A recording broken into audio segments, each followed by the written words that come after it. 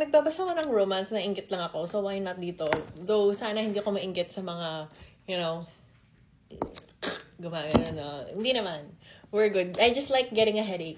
Gusto ko yung napapahirapan ako, gusto ko yung nasa-stress ako, and napakonfused, and this does that.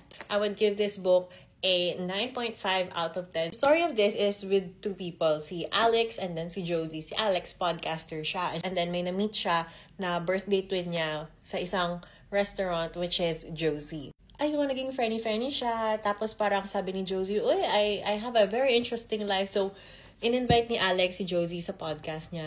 And na-reveal slowly na parang, this girl, may something weird about her. Ganun. Tapos nung medyo na uncover na yung mga ganap sa life ni Josie, bigla siyang boom, gone, ghost. And the rest is up to you to find out. What I like about this book is it's so well written. Like yung world na binuo niya is like so, parang wala akong mahanap na butas. It's so intentional, the characters, the parts of the book. Ang hirap kasi lang hindi na spoil. So once you get started with reading this book, actually mahirap na siyang bitawan. The thing with the ending na medyo na na parang sobrang underwhelming. I was not that satisfied. Though, merong bonus chapter na if you finish reading this book, just search up the bonus chapter, meron siya online.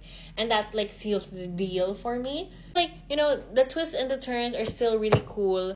I had to stop reading this book for a while kasi the first part of it made me sick. It's that like creepy, weird, uncomfortable na parang hindi ko to kaya basahin. If you were gonna ask me what I would recommend for you to read, none of this is true or Then She Was Gone, I would recommend Then She Was Gone kasi that one mas hindi ko in-expect yung ending niya and mas na parang someone's mind, some author came up with that in her head na ganun ka cool, ganun ka interesting, ganun ka, yung ending. Pero yeah, I like her. I also recommend her. 9.5 out of 10 siya.